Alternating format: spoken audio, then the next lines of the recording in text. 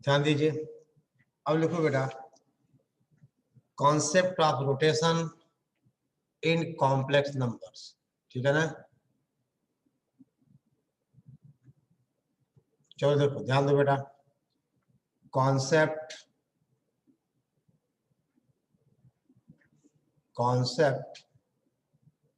Of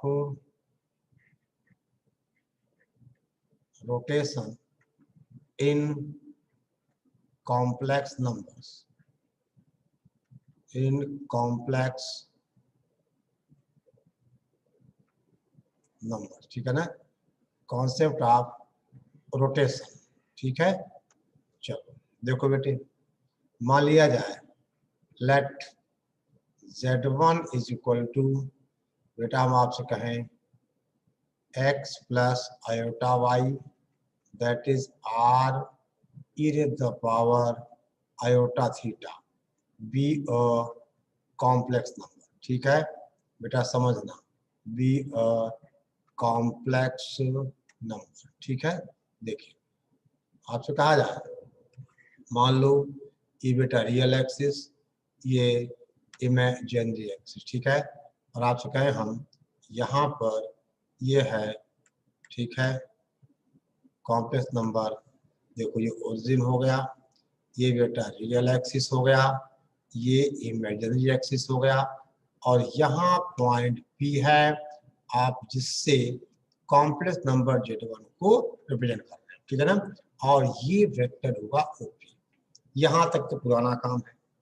अब बेटे आपसे कहा जाए let Z2 is equal to Z1 into e raised the power iota alpha, yeah, that is r e raised the power iota theta into e raised the power iota alpha। यानी बेटा अब Z2 is equal to r, ठीक है ना, Z2 is equal to, ये तो बेटा r ही रहा, यानी r into e raised the power iota, यानी थीटा प्लस अल्फा। यानी ये एंगल तो बेटे क्या है बोलो, ये एंगल थीटा है।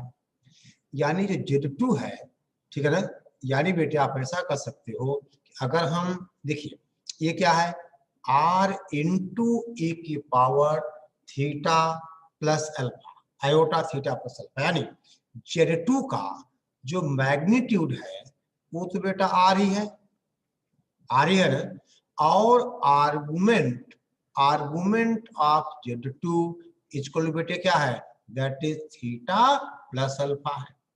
यानी अगर हम इस वेक्टर, समझो बेटे, अगर हम इस वेक्टर OP को अल्फा डिग्री बेटे एंटी क्लॉकवाइज सेंस में अगर इसे हम क्या करें, इसे हम रोटेट कर दें। देखिए आपसे कहा जाए, देखो बेटे ये लेंथ हमें बराबर रखनी है, यानी आपसे कहा जाए अब यहाँ पर ये पॉइंट Q है जो Z2 को रिप्रेजेंट कर रहा है, और ये एंगल बेटे कितना है, अल्फा है, इसलिए ये टोटल एंगल है थीटा प्लस अल्फा। यानी अगर हम इस वेक्टर OP को बेटा रोटेट करें alpha angle in anti clockwise sense, यानी आप क्या कहोगी, vector OQ is equal to vector OP into e the power iota alpha, that is Z2 is equal to Z1 e raised the power iota alpha। ठीक है बेटा, आई बात समझ में। यानी Z2 can be obtain bye rotating, ठीक है ना, Z1 an angle of alpha in anti clockwise sense. और ऐसे ही बेटा हम ऐसा देखें, आपसे कहा जाए कि मान लो एक वेक्टर हमने बेटे आपसे कहा जाए यहां लिया, ठीक है, यानी इसको अगर हम कहें ये बेटे R है, तो ये क्या हो जाएगा, देखो यानी अगर यहाँ Z3 है तो बेटे ये क्या होगा, इसको आप यानी Z3 is equal to Z1 e की पावर माइनस आयोटा अल्फा। यानी हम अगर देखिए Z1 को अल्फा डिग्री एंटी क्लॉकवाइज से रोटेट करें तो Z2 मिल गया। और बेटे अगर हम Z1 को, ठीक है ना, अल्फा डिग्री क्लॉकवाइज सेंस में अगर हम रोटेट करें तो हमें क्या मिल गया, हमें मिल गया बोलो Z3। यानी Z2 can be obtained by rotating Z1 an angle of alpha in anti clockwise sense. आप ऐसा लिख सकते हो Z2 can be obtained can be obtained by rotating Z1 and angle of alpha in anti-clockwise sense, ठीक है ना, anti-clockwise sense, ठीक है। यानी अगर हम Z1 वेक्टर को, ठीक है ना, अल्फा डिग्री या अल्फा एंगल पे एंटी क्लॉकवाइज सेंस में रोटेट करें तो बेटे हमें मिलेगा कॉम्प्लेक्स नंबर Z। यानी ये वेक्टर का साइन आप लगा दो, vector OQ equal to vector OP e की पावर आयोटा अल्फा, यानी Z2 इक्वल Z1 e की पावर आयोटा अल्फा। देख बेटा ये कब है, जब Z1 और Z2 का मॉड क्या बराबर, समझो बात को। यानी यहाँ पर OP length is equal to OQ length is equal to OR length. ये देखो बेटे अगर देखो इनकी लेंथ कम ज्यादा होगी तो बेटे आप रोटेट करके Z1 को Z2 पे आप नहीं पहुंचा सकते। यहाँ तो ऐसा था ना, अगर OP लेंथ और OQ लेंथ बराबर है तो आप Z1 को Z2 पहुंचा सकते हो bye rotating an angle alpha in anti clockwise sense. ये बात यहाँ खत्म हो गई।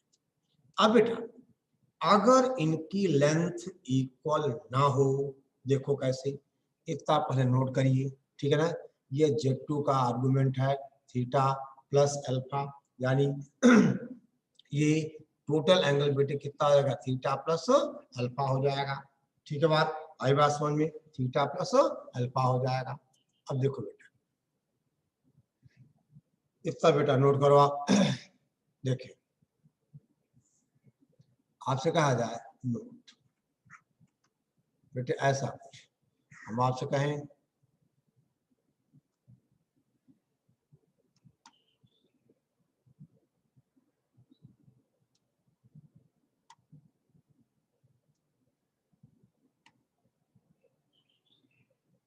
अब बेटा ऐसा केस हम ले रहे हैं, यानी ये हमारा O है, ये यहाँ पॉइंट P है जो बेटा Z1 है, और ये पॉइंट Q है जो बेटा Z2 है, और ये एंगल हम अल्फा मान लेते हैं।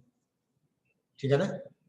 अब देखिए मान लो बेटा Z1 वेक्टर के अलावा आपसे कहा जाए Z1 cap is a unit vector along Z1। बेटे इसका मतलब आप Z1 cap is equal to Z1 upon its magnitude. ठीक है ना। आप बेटे ऐसा लिख सकते हो कि हम इसको कहें that is Z1 cap is equal to, दे बेटा that is Z1 upon Z1 का मैग्नीट्यूड। ऐसे ही हम आपसे कहें कि Z2 कैप हो जाएगा, एक मिनट देखिए आपसे कहा जाए एंड बेटा हम Z2 कैप को लिख सकते हैं Z2 upon magnitude of Z2। चल बेटे मान लो यहाँ पे हमने कहा ये कोई पॉइंट R ले लें और यहाँ Z1 कैप है, और यहाँ पॉइंट S ले लें और ये Z2 कैप है। तो अब बेटा इसका मतलब Z2 cap is equal to Z1 cap e raise the power iota alpha, ऐसा लिख सकते हो, क्योंकि Z1 कैप और Z2 कैप दोनों का मैग्नीट्यूड क्या है, 1 है। यहाँ बेटा यहाँ, यानी देखो यानी OR वेक्टर आपने क्या कहा, Z1 कैप, और ओएस वेक्टर आपने क्या कहा, Z2 कैप। तो Z1 cap and Z2 cap they are unit vectors along Z1 and Z2। समझ गए बेटा।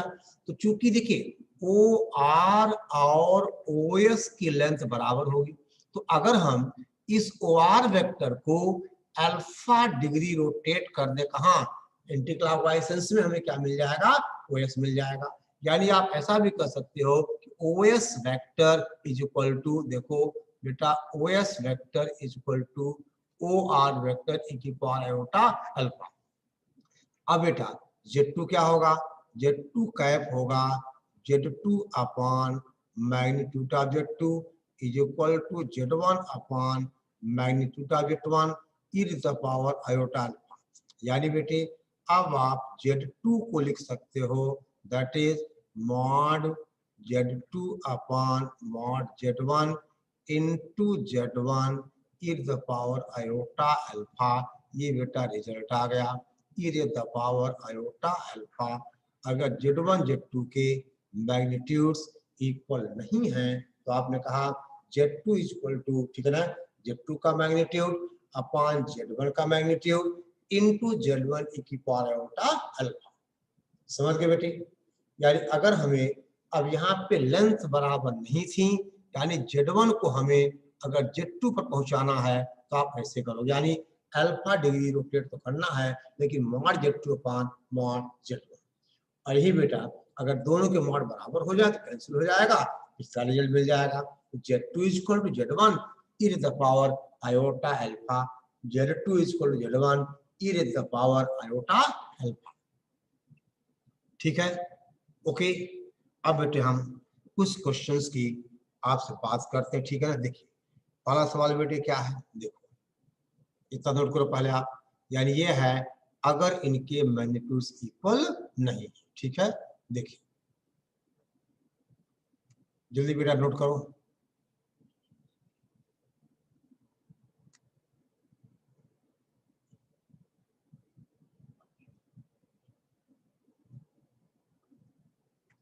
अब देखिए क्वेश्चन है, if one vertex of a square having center at origin is 1 plus iota, ठीक है ना। यानी बेटा एक स्क्वायर है जिसका सेंटर ओरिजिन है, उसका एक वर्टेक्स है जो कॉम्प्लेक्स नंबर 1 प्लस आयोटा से प्रेजेंट कर रहा है। अब बेटे क्वेश्चन है find the other vertices in terms of complex numbers, या find the complex numbers representing other vertices. Find the complex numbers representing other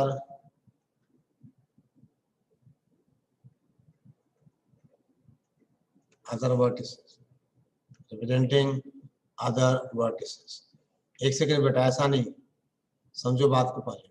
देखिए एक मिनट, एक बेटा स्क्वायर है, ठीक है ना, जिसका एक वर्टेक्स है, ठीक है ना, जो कॉम्प्लेक्स नंबर क्या रिप्रेजेंट कर रहा है, आयोटा, सॉरी 1 प्लस आयोटा। यानी ये कुछ ऐसा होगा, देखो यहाँ पर एक देखो पॉइंट P है जो कॉम्प्लेक्स नंबर 1 प्लस आयोटा को रिप्रेजेंट कर रहा है, ये बेटा Z1 है, ठीक है ना। और आपसे कहा जाए इसका जो पोजीशन वेक्टर है तो बेटे ऐसा हो गया, आई बात समझ में, ठीक है।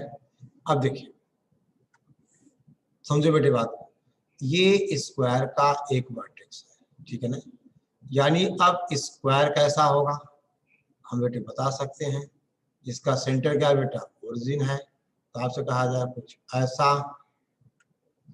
फिर बेटे हम आपसे कहें कुछ इस तरह से, ठीक है ना। फिर बेटा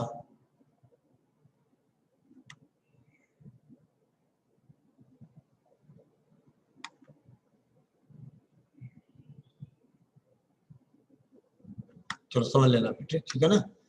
यही देखिए, तो आपसे कहा जाए ओपी है, ये क्यू है, ये दूसरा वर्टेक्स होगा, Z2 है, ये तीसरा वर्टेक्स हो गया बेटे R, आपसे कहा जाए Z3 है, और ये चौथा वर्टेक्स हो गया S, आपसे कहा जाए ये Z4 है। तो हमें Z1 पता है, Z2, Z3, Z4 चाहिए। देखो बेटे, आपको पता है ये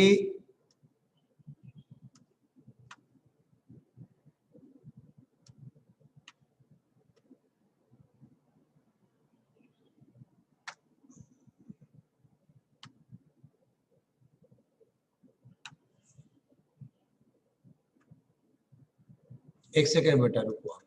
अब देखिए, ध्यान दो बेटे, ये बताओ अगर ये स्क्वायर है, ये एंगल कितना होगा? ये एंगल होगा π/4। समझो बेटे बात को, ये एंगल होगा π/4।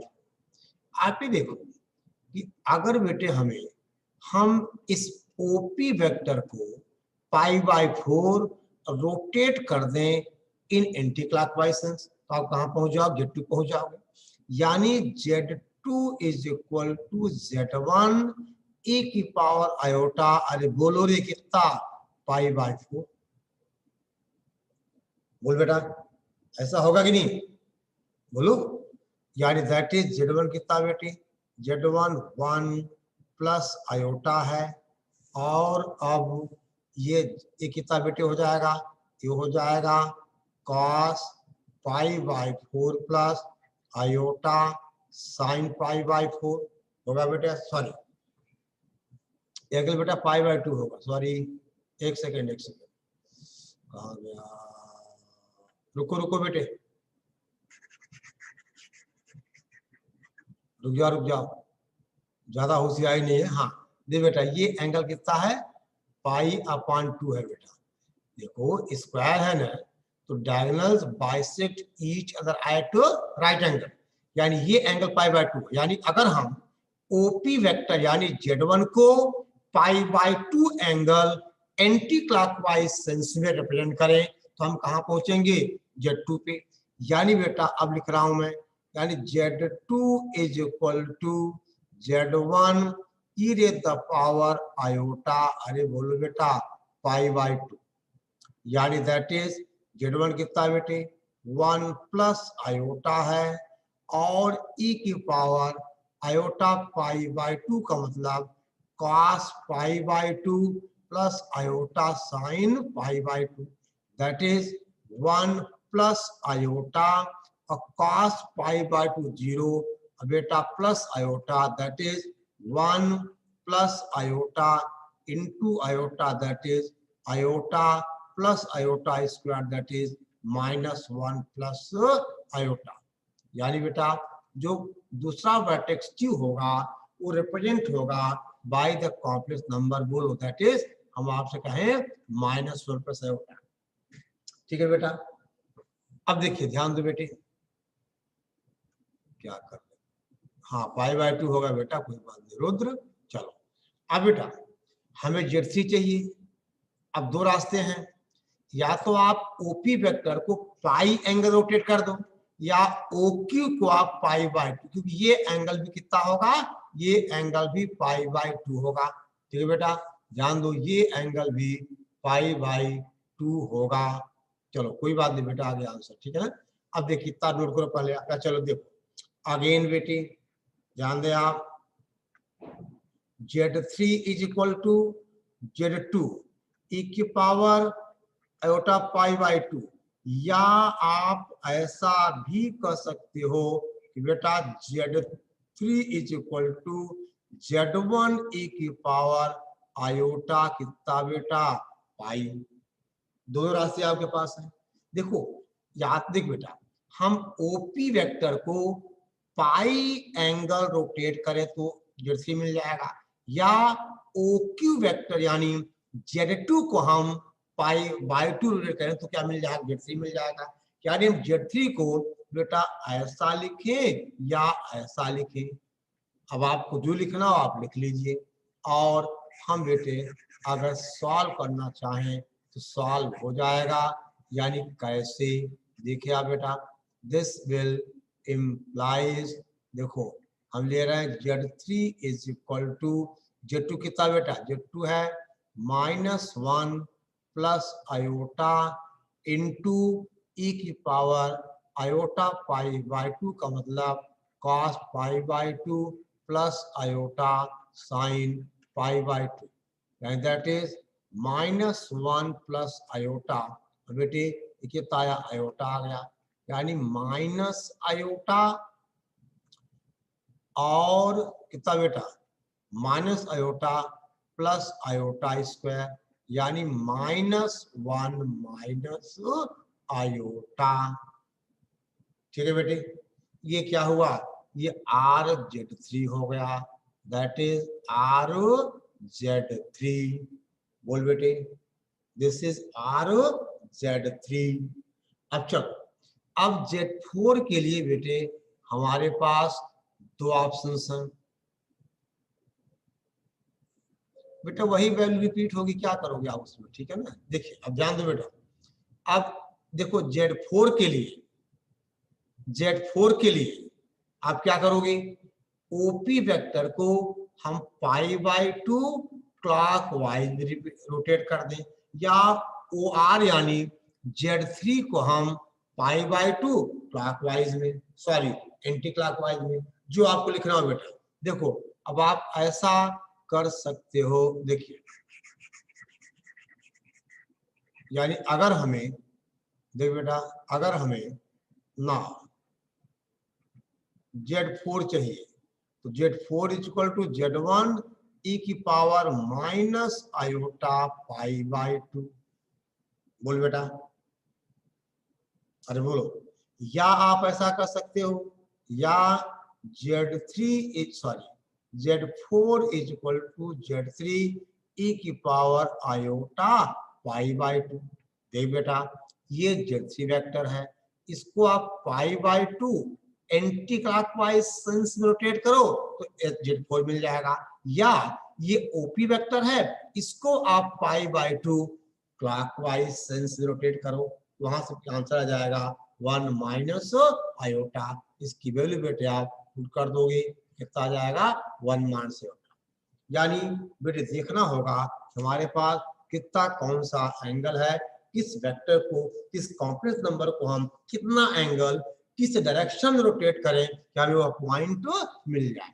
ठीक है ना बेटा, वह पॉइंट मिल जाए। ठीक है, ओके, बोलो आगे बात समझ में, ठीक है ना। अब दे बेटा ध्यान दो, हम एक नोट की बात करें आपसे, देखिए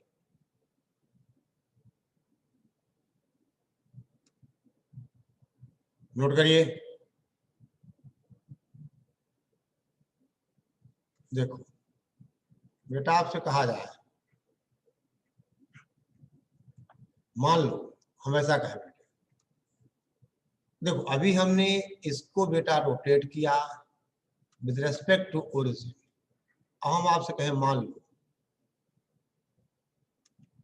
बेटा ऐसा है, ये पॉइंट ए है जो कॉम्प्लेक्स नंबर Z1 रिप्रेजेंट कर रहा है, ये पॉइंट बी है जो कॉम्प्लेक्स नंबर Z2 को रिप्रेजेंट कर रहा है, और ये पॉइंट बेटा सी है जो कॉम्प्लेक्स नंबर Z3 को रिप्रेजेंट कर रहा है।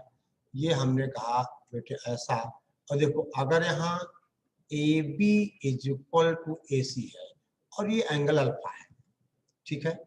अब बेटा ये ए सी वेक्टर, ये ए बी वेक्टर है, तो अगर हम ए बी वेक्टर को अल्फा डिग्री रोटेट करें इन एंटी क्लॉकवाइज तो आप क्या लिखोगे, A B vector is equal to A C vector e की पावर आयोटा अल्फा, और ए सॉरी बेटा देखो,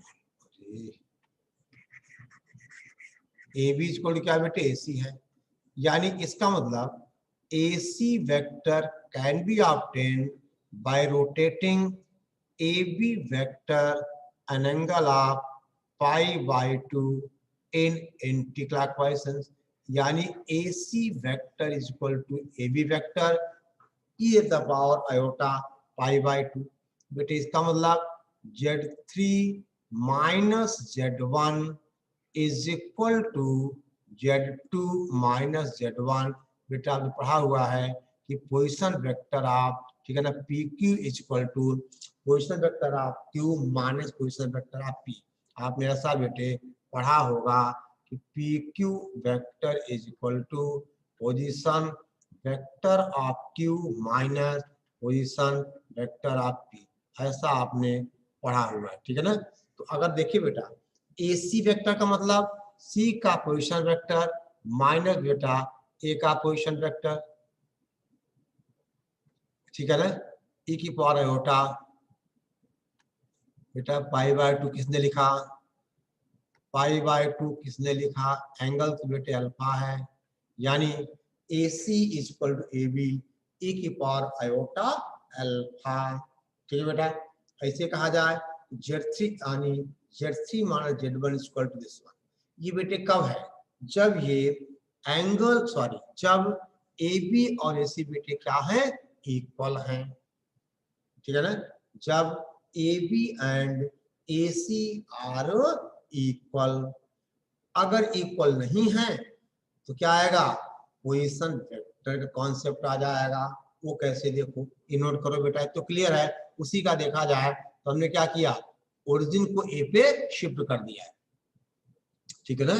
जो AC वेक्टर होगा वो क्या होगा, ये बेटे एक स्टेप चाहो मैं लिख दूं, यानी AC वेक्टर का मतलब आप क्या कहोगे, that is position vector of C minus, आपसे कहा जाए बेटा minus position vector of A, that is बेटा Z3 माइनस Z1, यानी AC vector is equal to position vector of C minus position vector of A, ठीक है ना, AC vector, ठीक है ना। ओके, अब देखो बेटा ध्यान दो आप आगे, अगर ये बेटा इक्वल नहीं है लेंथ, तो जैसे हमने पिछले केस में किया था, कैसे यूनिट वेक्टर लेके, तो देखिए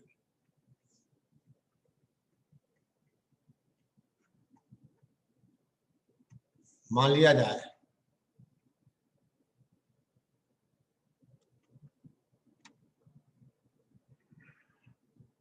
ऐसा बेटा, हम आपसे कहें ये पॉइंट A है, Z1 है, ये बेटा पॉइंट B है, Z2 है, ये पॉइंट C है, Z3 है, और बेटे